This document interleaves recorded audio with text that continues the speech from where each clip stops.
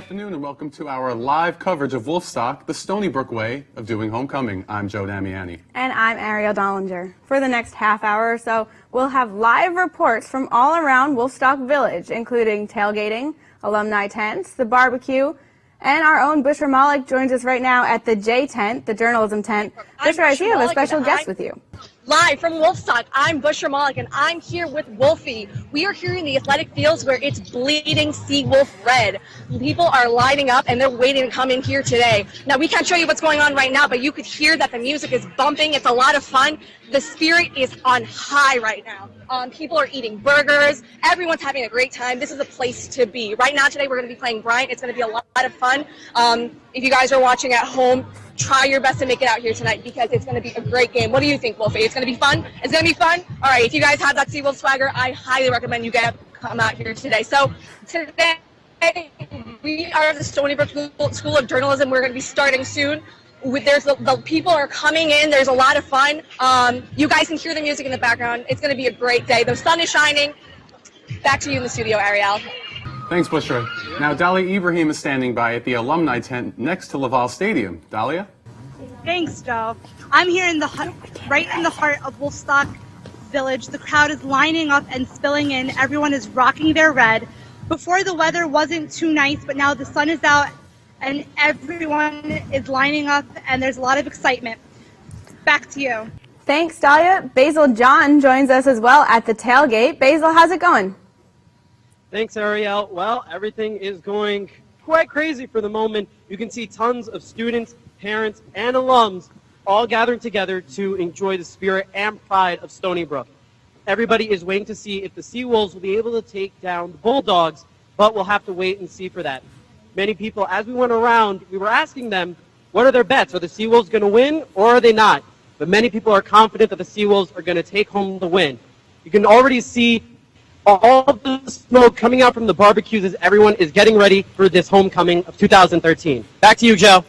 Thanks, Basil. Now we go back to the J10 with Jacqueline Latanza, who's joined by Stony Brook Athletic Director Jim Fiore. Jacqueline? Thanks, Joe. I'm here with Jim Fiore, the Athletic Director. Thank you for joining us at the J10 at Wolfstock Live. So tell me, you've been here for 9 years, and since then the athletic program has just gone into the big leagues. What has it taken to make these dramatic changes in the Stony Brook athletic program? Well, actually, it's been my 11th year, and feels like 77 years. It's dog years when you're building an athletic program. And it's been an enormous challenge, and the benefits have been incredible. What you see today is we're going to have 12, 14,000 people here. I think when we got here, there was 1,200 people coming to homecoming. So it's been an unbelievable experience for me to build the athletic program with some great people on my staff. So Stony Brook is one of the top research institutions. So why is it so important to have a school like Stony Brook have such a successful athletic program? Well, that's a great question, and it's an easy question for me to answer. The great universities of the world, the great research universities in America, the Michigans, the Virginias, the Cals, the UCLAs, Tennessee, go on and on. The great AAU universities, which we are, have athletic programs that compete at the highest level. And what that does for the research part and the hospital side is that it helps build a brand, right? Everybody's going to be hearing red today. Almost everybody's going to be hearing red today. And it's going to build your brand and identity nationally and internationally, not just academically, but athletically. And it helps to market the university. And some schools struggle with finding the right balance between academics and athletics. So since the athletic program here has been so successful and it continues to grow, how will you avoid this here? Well, we make it part of our culture. I mean, when we got here 11 years ago, the first big donation we got was from an alum named Stu Goldstein to build a new, beautiful academic center. It's a 6,000 square foot academic center that houses all of our athletes. And we've added a lot of staff for academic advising and tutoring. So on the top of our priority list is always academic success for our athletics and integrity, how we go about how we're doing that. And we also realize that if you fail academically, you're not going to get on the field. And we have to have all of our best student athletes on the field and graduating and teaching them life lessons. So, you can't have a great athletic program without a great academic program, right? So, but we make it part of our culture every day. We emphasize it and re-emphasize it all throughout the prism of our athletic program. Now, Coach Priori is undefeated 7-0 in homecoming games. And right now, in a new conference, the CAA, the football team, has an overall record of 1-3 going against Bryant today. So how nervous are you for this game? I have zero nerves in general. Our coaches aren't Coach Priori is not going to be judged on any one win or loss. What he's done with this program following the great Sam Kornhauser, Coach K, who built the program from scratch. I think they played on this grass that we're sitting on now to a beautiful new stadium that's going to have 10, 12,000 people in it. I'm not nervous at all. I have incredible confidence in Coach Priori, how he prepares his team, the manner in which he goes about his business, how he recruits, and he has terrific assistant coaches. So win or lose, this will be a successful day, but in the long run, we'll see after 12 games how we are at the end of the year. Okay, well, thank you so much for joining us. Back to you, Joe. Thanks, Jacqueline. So after moving up into a much tougher conference this year, the Seawolves are struggling. Michael Ruiz takes a look at how they're getting ready for homecoming. Chuck Priori, returning for his 8th season as the head coach of Stony Brook's football Seawolves, said the move upward will build prestige. What it's all about is the ability to recruit players. But for now, there's only one thing that can salvage this troubled season. You gotta work hard. So far, hard work hasn't earned the Seawolves a win in 3 straight games. Keep on bringing the pain. There's still plenty of bite left, Priori says, and a sold-out home crowd could get the team going. You know, we've competed, we work hard, but certainly being home is always a positive thing. Several big playmakers are out with injuries, including running back Marcus Coker. New faces are stepping it up and into the end zone. Quarterback Lyle Negron has connected with receiver Malcolm Eugene for 4 of his 5 touchdowns on the season. Touchdown, Seawolves. Though they're losing games, they've been close games. Except for a blowout loss to Villanova, the team the Seawolves knocked out of the playoffs last year. Players and fans are both hoping to make a stand at homecoming. When you're at home, it's kind of like you're defending your own turf. So it's a better feeling, you know, being like you get to look in the crowd and see familiar faces. Eugene is making his first appearance in a collegiate homecoming game. From knowing what I know about Stony Brook, it's going to be loud, it's going to be exciting, it's going to be intense. So I'm excited. The Seawolves host the Bryant Bulldogs tonight at Laval Stadium. Gates open at 5 p.m. You know, we want to come out here, put on a show for the school, and get the win for the school. For Wolfstock Live, I'm Michael Ruiz. We now join Chad Graneri at the J-Tent with the very first Stony Brook varsity football coach, Sam Kornhauser. Chad? Thanks, Joe. This is Coach K, and he was the former coach of the football team for 22 years. He helped bring this team to victory year after year. Hi, Coach, and thank you for joining me here at the J10 at Wolfstock Live. Thanks for having me, Chad. It's a lot of fun. Now, tell me, what has changed since 2005, since your retirement, about today's team? Well, right now, our team is awfully big, strong, fast. You know, the addition of scholarships since that period of time has elevated the level of play.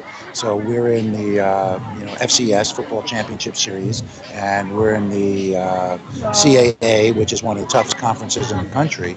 And in order to get to that point, the university has to commit resources, has to commit personnel, has to commit for it to convey, and our team looks awfully. I'd have to agree. Now tell me, you're no longer a coach, but you still are involved in the sport and the university. Tell me about your role here today. Well, it's kind of nice for what I do now. I work in advancement. Basically, I'm in the external office of athletics. I try to bring alumni back. I try to get them to understand what we're doing now, what the university has just mushroomed and blown up to the point that we're a national player, an international player, and to get guys and girls to come back and help support our efforts in order to give our student athletes a better experience, in order to make our university better. You know, we're as a state university, we rely on state funds, but the alumni support is really puts us over the hump. So if you're listening out there and you want to help support us, certainly we need it, and we'd love to have it. Great. Well, I wish you the best of luck, and thanks for being here. Thank you very much. Back to you, Ariel. Thanks, Chad. Joe, are the coaches of rival football teams usually friends? No, not really, no. So they hate each other? No, I wouldn't say they hate each other. They're pretty civil. I mean, they pretend to be when they go in the middle of the field after the game. They shake each other's hands, so. Well, I don't think Stony Brook's linebackers coach Bob McIntyre and Bryant's defensive coordinator Greg Gigantino are pretending. Believe it or not, Coach Mack and Coach Gig are best friends. In an email his wife sent to us, she says the two coached together at Hofstra for 13 years, and they were, quote, one another's right-hand men on the field. The coach's daughters are even best friends now. Really? Yeah. That's crazy. I know. Maybe it's one of those keep your friends close, keep your enemies closer kinds of things. Probably, yeah. And now Dahlia joins us again from the alumni tent. What's going on out there, Dahlia? Hey Ariel, I'm here with Ed Nolan, who's a two-time Stony Brook graduate, so he's going to tell us a little bit about his time when he was here. Thank you for joining us, Ed. How are you? Pleasure. Fine, very good. And how many times have you been to homecoming? I've been to homecoming since the homecoming began, so it must be at least 8 or 9 times. I don't know the exact number. And when did you graduate? 1972 for my BA, and then I came back to Stony Brook and graduated with a master's in 1998. Okay. And during your time here, were you a Bayman? Were you a Patriot? Well, I started with the Patriot, but now when homecoming began, I believe that's when they switched over to being Seawolves. Okay. And how do you feel the transition from being a Patriot to a Seawolf? Do you still feel that same school pride? I think there's more school pride now that they've become the Seawolves. And why do you think that is? I can see that Stony Brook, the students have more school pride. I can see that there's more school involvement than when I was here in 1972. I think that the changeover has been a good thing for Stony Brook all the way around. Okay. An important question, do you think we're going to get the win? Definitely. This is our day. Today's the day they're going to win. Thank you for joining us. Back to you in the studio, Joe. Thanks, Dahlia. Now we go back to Basil, who's at tailgating. Basil, what's going on out there? Well, thank you, Joe. I am currently here with Bruce Anderson, who has been attending homecoming for about 4 years. And Bruce, you said that your son is playing on the team, correct? Yes, he is. He's one of the quarterbacks of the team, and he sends in the offensive signals. And considering that your son has been playing for so long, how is it, have you seen over the years that Stony Brook Spirit has exhibited? Well, it's each year it gets bigger and bigger. You see a brand new time of year. New families every year. We just take everybody comes in, we feed the kids. We have a great time every year. And now we started it 4 years ago, and now it's grown. It's thread. Seawolves all the way. So, over the years, have you seen homecoming grow and more participating? Oh, each year it gets bigger and bigger. We have to make it run harder to come in because of the amount of people that want to come and enjoy. And would you say that of Seawolves is benefiting off of it? It's only going to be big. Very. All right. Well, thank you. That's it. Mm-hmm. How did I do? Thanks, Basil. You know, Joe, I'm reading from this list of Stony Brook history trivia facts that I have that our news team compiled for us. And I'm reading that on September 28th, 1980, Bob Marley performed at Stony Brook as part of homecoming weekend. And Really? tickets were $6.50. Only $6.50? Only $6.50. Wow. But the tickets last year for the end of the year concert were $5. That's a shock. I wouldn't expect those to go Prices down. went down. At all. I know. That's pretty surprising. Well, one look at Stony Brook campus will tell you that the alumni have done so much for the school, from the Dubin Family Athletic Performance Center to Joe Nathan Field. Woodstock is about alumni, and it's also about money. Kristen Bear and Dahlia Ibrahim have more. Wolfstock has been a tradition at Stony Brook for over 10 years. It aims to not only pull out a victory on the football field, but pull in contributions from alumni. We work with the Alumni Association, we work with Student Affairs, campus-wide to try to pull out the best event we can during the course of the weekend. But events like Wolfstock are expensive to pull off. It takes 5 departments just to put it together. The university hopes 2,000 people will spend $25 each for a ticket. We also will generate revenue from sales for Wolfstock itself, for the pregame tailgater, and then also from tickets. The university bookstore says it will sell more Wolfie-themed wardrobes for homecoming weekend than any other. President Stanley, however, says that all that commerce isn't what homecoming is about. There's an economic benefit, I think, in terms of ticket sales and sponsorships and people who want to advertise and reach this market that's growing, but it's probably doesn't meet our costs. What homecoming is about for SBU is a chance to reach out to the over 90,000 alumni from the Long Island and New York City area and encourage them to give back what they can.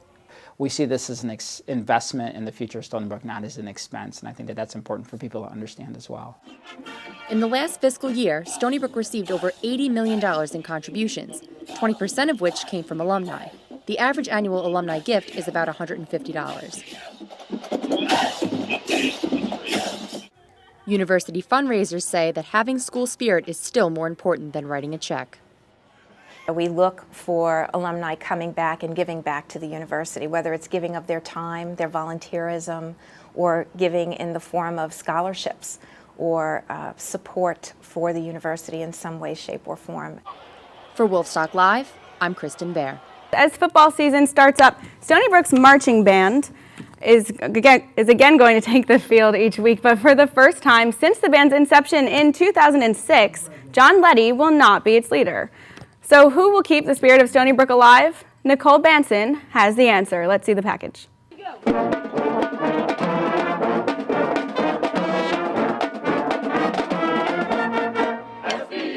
Marching band season is back, and for Stony Brook University, it's under new leadership.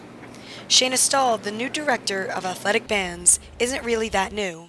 She's been with the marching band since it started in 2006. So I actually was here for the very first band camp when it was only, I think, like 17 members sitting in this small little room. Who would have thought that would have exploded into a 200-member band now, only about 8 years later? At only 30 years old, Stahl wasn't sure she'd get the job, despite being the band's assistant director. I was nervous. You know, I was very nervous. There were a lot of people that put in for it.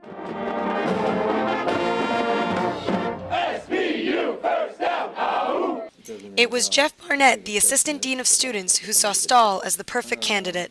It was really important that whoever was going to come in here understands the scope of what this program is, and that this is not just a band program, but that this is a family. We looked across the country and we found our future right here back at home. So far, students have been saying that Miss Stahl definitely adds to the band's musicality and functionality. We've been fairly strong in the past, but now we're really starting to move up to the next sort of level. She's on top of things, and we're excited to work with her. Former band director and campus icon John Letty has confidence in his successor. She's going to be the new legacy of the marching band. And like a true Seawolf, Stahl plans to keep the spirit alive in the band. For me, it's leaving behind the tradition of spirit at the university. And I think it's time now that we're at the next stage that we can say, here's our traditions, let's move forward and let's make these great.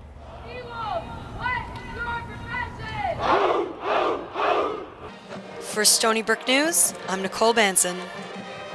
Well, speaking of spirit, I think we've corrected our technical trouble. Let's go back to the J tent with Jacqueline Latanza. She's there with Dean Stein. Jacqueline? Thanks, Ariel. If there's anybody who knows Stony Brook as well, it's Dean Stein. Sorry about that. Live TV. Thank you for joining us at the J School tent, Wolfstock Live. So you've been here for 37 years now. Can you tell me what's the most single important difference that you see at the university now? Well, it's all wrapped up, I think, in this sense of pride, a sense of community, a sense of belonging, and this school spirit is by far, I think, observed over 7 years, that we are really on the right track. And, you know, people are smiling today, they're wearing red, they're all part of one community. They're all proud to be Seawolves. And that's what I think I've seen over the years in terms of the sense of community and sense of pride. Now, over these years, you have dealt with so many different students and worked with so many different students. Can you tell me what distinguishes a Stony Brook student now from a student generations ago? I think they belong to something, and they belong to something that's actually larger than themselves, and they want to belong. And I think I know I've talked to alumni over the years, and they didn't have that connection when they were here in the 80s and 90s. And I think in recent years, it's more this connection to be part of something that's larger than themselves. And I see now alumni coming back to the university, and they're like in awe with what we have, and they want to be connected with us now. So I think that's good, and that's the difference. Now, being at the university now, it's grown so much. What is the one thing that you miss about how Stony Brook used to be? You know, I'm not sure. I don't think about it. I've always looked forward in terms of where we're going. I think, if there's anything, we were a little bit more scrappy back then because we had to, create our own things to do here at the university. Now, I think, these traditions that we've established is that what we did back then was we were creating the tradition. So, and I think there's still traditions to be created here at the university, but I think a lot of that now is in place, and we're moving forward. Well, thank you so much. Back to you, Ariel. Thanks, Jacqueline. Did you hear the band rehearsing this morning before the game? Of course. It's so loud. I hear it from all the way across campus. I live like a 20-minute walk away. Yeah, I live in Oyster Bay. I live 45 minutes away. I heard it too. It's pretty loud. Speaking of the band being loud, let's go to Chad, also at the J10. He's with Mr. Letty. Chad? Thanks, Ariel.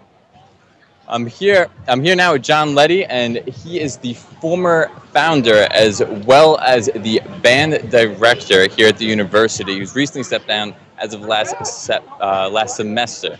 Hello, Letty, and thank you for joining me. My pleasure. It's great to be here. Thanks for having me. Now, tell me, this is a huge event, and every year that you put this on, it seems like it was better and better than the last. How do you go about preparing these students for even a better performance than last? Well, the band, it's all about the tradition and what we've learned over the years, and watching Wolfstock happen and meeting with people in athletics and residential life, and just seeing how things operate and knowing what people want. So we prepare accordingly, prepare the music, try and prepare to play here in Wolfstock, because this is an important place. Parade around the whole tailgate scene in the parking lot, and to play the big performance in the stadium. Now, from what I understand, when you first started, there was about 17 band members. That's right. And as of now, there's more than 200. Tell me about how you managed to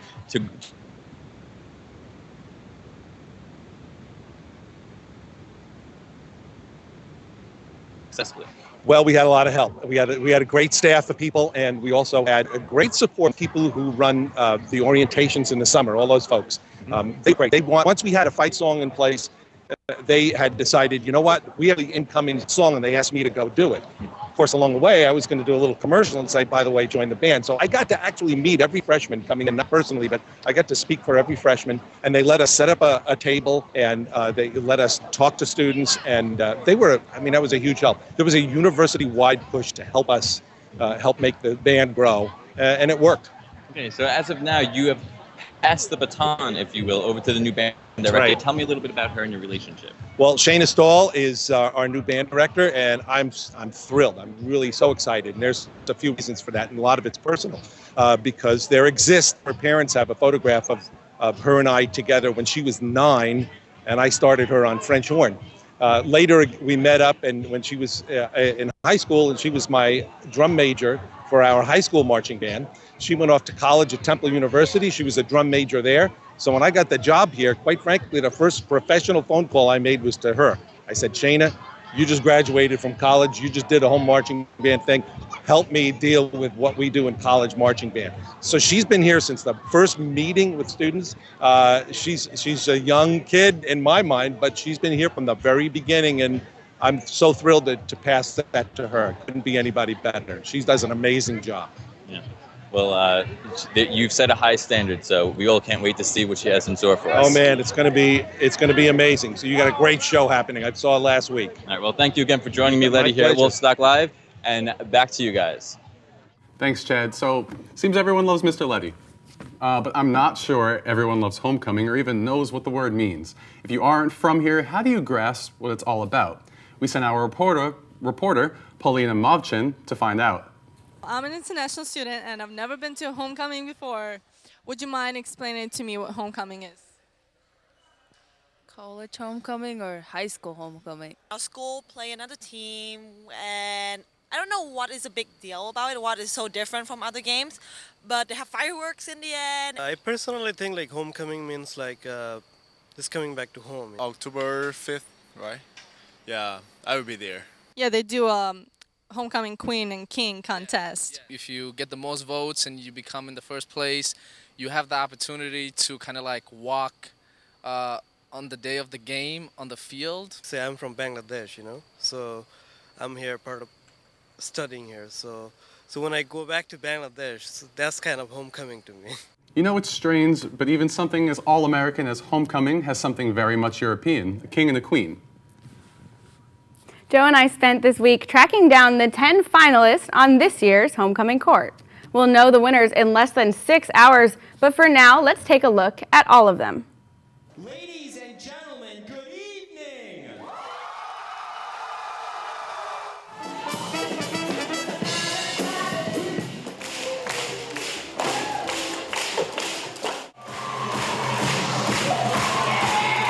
I think the biggest part of this competition is school spirit. I've never seen the school more unified.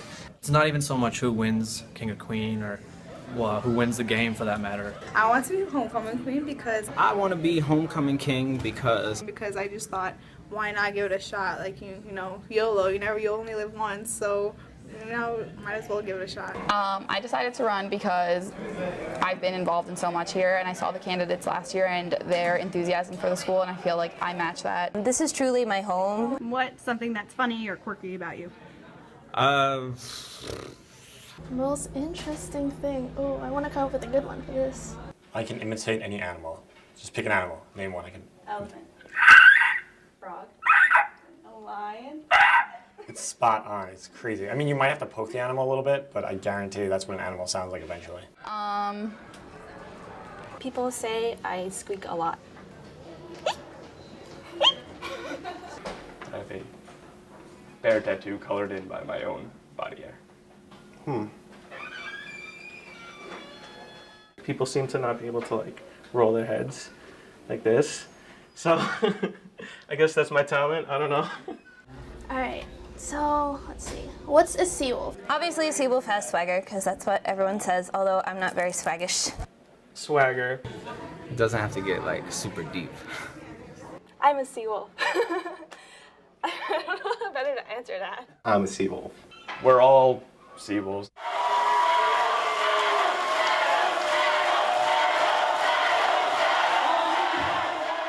And now I'm here with Karthik Rao, who was the homecoming king last year. Karthik, thanks so much for joining me. Thanks for having me. How does it feel that your reign is almost over? After today, it's over, right? Yes, after they announced the new king and queen, the old king and queen are finished, so it feels good actually, passing the legacy on. I feel good about it. Yeah. What do you think of this year's candidates? Any predictions? I don't have predictions. It's a very steep competition. I was judging the Creative Explosion. You were? So watching them speak and even perform their talents was very impressive because I think the bar was set higher this year. Did you have a favorite talent? I am not in liberty to disclose. Very diplomatic. Well, on that note, let's go back to Dahlia, who's at the barbecue. I'm pretty hungry, Dahlia. Should I go out there? Hey, Ariel, well, it's been quite the event. I'm posted over here by the alumni tent. People are still lining up and spilling in. Now, there are 70,000 alumni alone on Long Island, 90,000 including the 5 boroughs, and 150,000 alumni worldwide. Now, although I highly doubt that all those Seawolves are going to come back to return today, we are expecting about 2,000. And it's been quite the event, and everyone's just here, and they're here to share their memories and recollect and reminisce, and it's truly been a great time. Everyone's having so much fun. After we sign off, I'm about to join them, so we'll throw it back to you. Thanks, Dahlia. Lucky you. Let's go back to Basil now at the tailgate once again. Basil, how's it going? Thanks, Ariel. Well, I can honestly tell you, ever since we started with this broadcast, the size of the parking lot has doubled, maybe even tripled. You can see parents and students are coming together, barbecuing with everyone, sharing food, hamburgers, hot dogs, it's all going around. Everyone's willing to share food because they believe in the spirit of Stony Brook. You even see kids that are going around playing with the football, getting ready for the big game, and you can tell how excited everyone really is. But that's pretty much for now. I hope you guys will enjoy. So, back to you, Joe. Now we have Bushra back at the J tent. Bushra, what's new?